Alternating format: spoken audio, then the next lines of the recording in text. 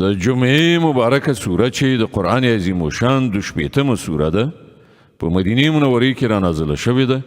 11 مبارک آیاتونه لري. تلاوت او پښتو ترجمه یې له لومړي آیت څخه اورئ.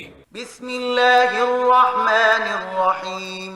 د الله په نوم چې ډیر زیات مهربان پورا رحم لرونکی دی. يسبح لله ما في السماوات وما في الأرض الملك القدوس العزيز الحكيم. الله په پاکی سره یادوي هر هغه څه چې په اسمانونو کې دي او هر هغه څه چې په ځمکه کې دي. پادشاه دی، ډیر سپېڅلی دی، برلاسی او د حکمت څښتن دی. هو الذي بعث في الأميين رسولا منهم يتلو عليهم آياته ويزكيهم ويعلمهم الكتاب والحكمة وإن كانوا من قبل لفي ضلال مبين. همغه ذات دی چې د ناپوهانو یعنی اومیانو په منځ کې پیغمبر په خپله له همغوی نه راپاڅوي چې هغو ته د هغه آیاتونه اوروي، د هغوی ژوند سپېڅلی کوي او هغو ته د کتاب او حکمت ښوونه کوي، په داسې حال کې چې له دې نه مخکې هغوی په څرګنده ګمراهۍ کې غورځېدلي وو. وآخرين منهم لما يلحقوا بهم وهو العزيز الحكيم.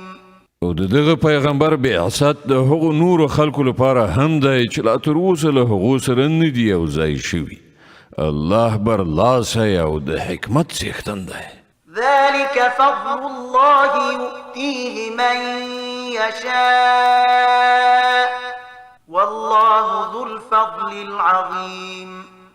دا د هغه فضل دی چاته چې خوښه شي ورکوي او هغه ستر لورونکی دی. مثل الذين حملوا التوراة ثم لم يحملوها كمثل الحمار يحمل أسفارا بئس مثل القوم الذين كذبوا بآيات الله والله لا يهدي القوم الظالمين.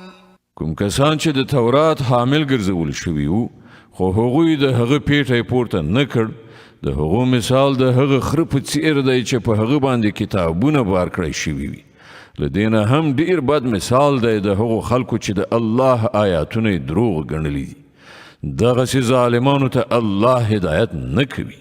قل يا أيها الذين هادوا إن زعمتم أنكم أولياء لله من دون الناس فتمنوا الموت إن كنتم صادقين.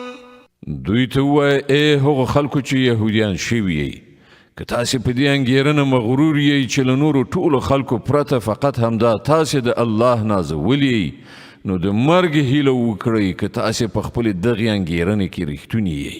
ولا يتمنونه أبدا بما قدمت أيديهم والله عليم بالظالمين.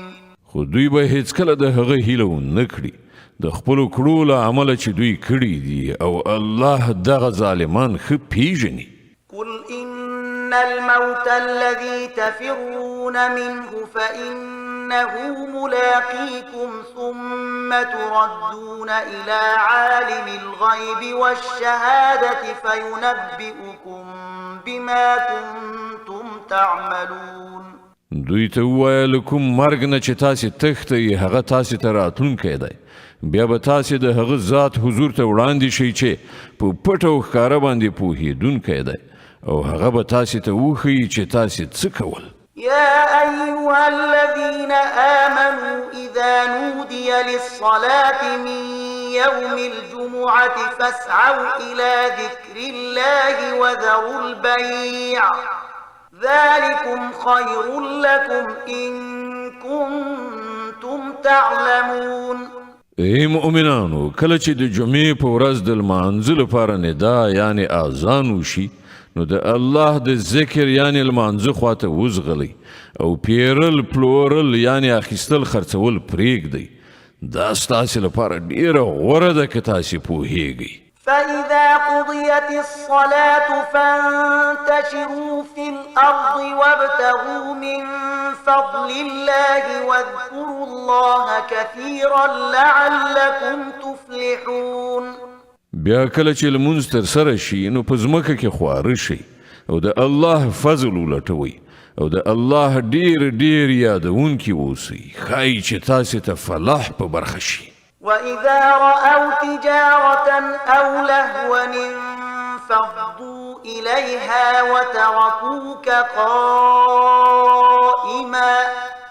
قل ما عند الله خير من اللهو ومن التجارة والله خير الرازقين. او کله چې دوی سوداګري او لوبه ننداره کیدونکي ولیدله نو د هغې خواته وخوځېدل او تې ولاړ پرېښودلې. دوی ته وویل الله سره چې څه دي هغه له لوبې نندارې او سوداګرۍ نه غوره دي او الله تر ټولو ښه روزي رسان دی.